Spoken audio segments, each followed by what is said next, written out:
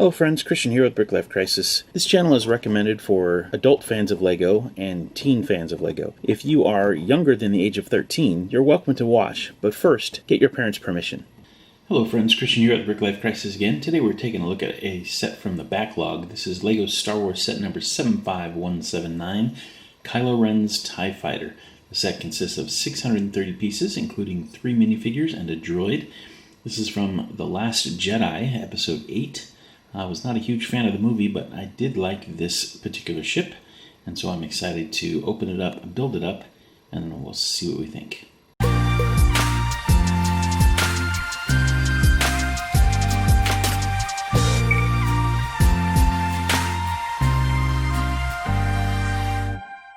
And here it is, set number 75179, Kylo Ren's TIE Fighter. As you can see, it includes a Stormtrooper, a BB-9E, astromech droid, ball droid, Kylo Ren, and a First Order TIE Fighter pilot. And here is our First Order TIE Fighter pilot. I really like the helmet with that air hose coming down.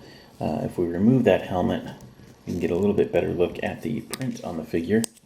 So there you can see a nice print on the torso, waist, and legs.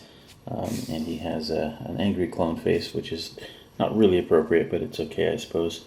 That's about what you expect these days. There's a look at the print on the back.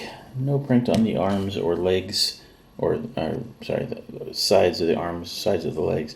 But overall, not a bad figure. He did include a sidearm, which flew off when I took off the helmet, but that's a nice inclusion. I'm not quite sure why we have a TIE Fighter pilot, though, because there's only one seat in the cockpit, and that is presumably for Kylo. So anyway, not bad, but not sure why he's included. And here we have a First Order Stormtrooper. We've seen this guy before. He's pretty good.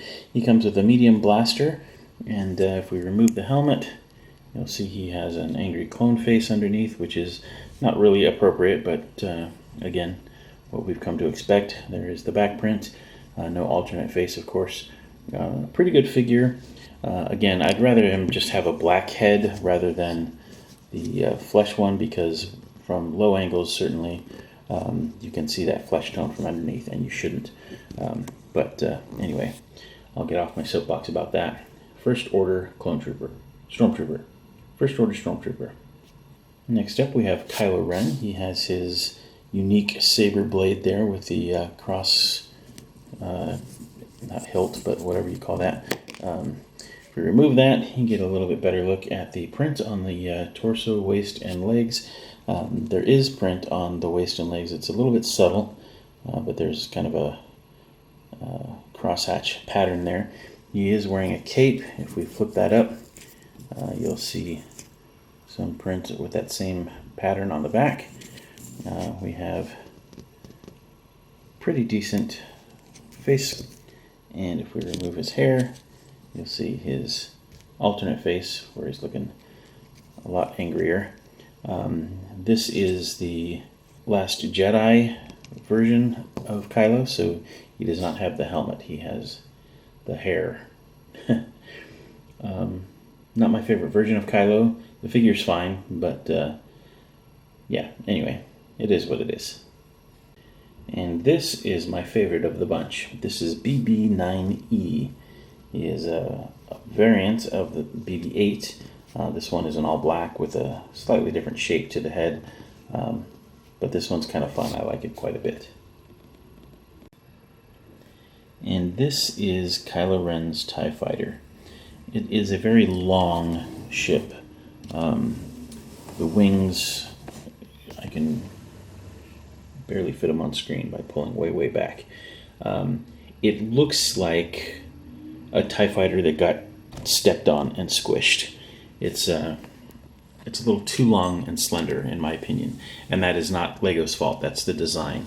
It's not bad. I mean, it's kind of a cool looking ship, I suppose. It just it looks kind of too Star Trek-y. It looks like a Klingon kind of thing to me, almost. There's some nice greebling. The fuselage is really good. I actually like this part of it. The cockpit area is a little bit deceiving. I thought initially that this was one big trans red piece. It is not. We have several, well, first of all, you have a couple 1x1 trans red slope pieces, and then 4 1x2 trans red plates, and a couple more slope pieces over here. This is the cockpit clear piece, but I thought it was a big thing. There is a hatch here for the cockpit. It opens up, and that allows you to put a figure inside, and there's room for just one figure. If we move this way, you can see a little bit better on the inside, and yeah, there's really not a whole lot to speak of as far as room for figures. With a fuselage this big, they should have had room to put 2 figures. Then you could have used the TIE fighter pilot perhaps as a gunner or something, navigator, whatever you want, but they did not include that. So as I said, room for just one figure inside, and it works out fairly well. The seat, incidentally, has a little bit of room behind it, which is nice because Kylo's cape can kind of fit back there, and he doesn't have to sit on it and get it all crunched up. So that works out.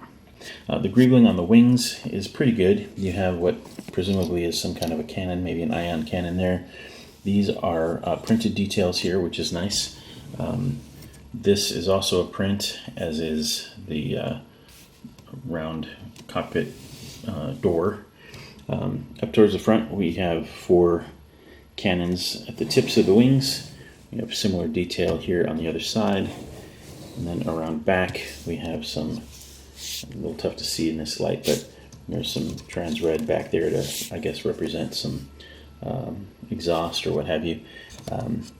There is some decent detailing here. This part reminds me of a TIE Advance or Darth Vader's TIE Fighter, with the exception of the roundedness. It should be a little rounder if it were that. But so I see where some inspiration came from. I just think that the wing area is a little too long and flat.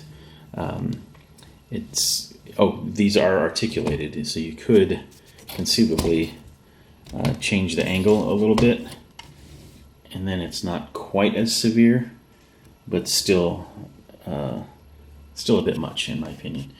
I like the ship overall. A little bit hard to see, but there are spring-loaded shooters right back here, and there's one on either side, and those are activated on the back here. It's fairly well hidden actually, but these little notches on either side, if we push them down, it'll shoot off. And if you're not careful, they'll fly across the room and you'll never find them again.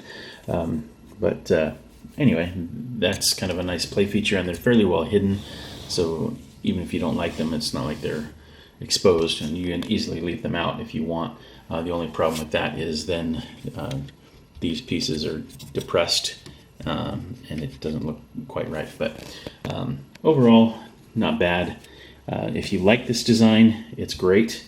If you're like me and kind of on the fence about the design, maybe you could pass on this one unless you're a completionist. But the BB-9E is a cool figure.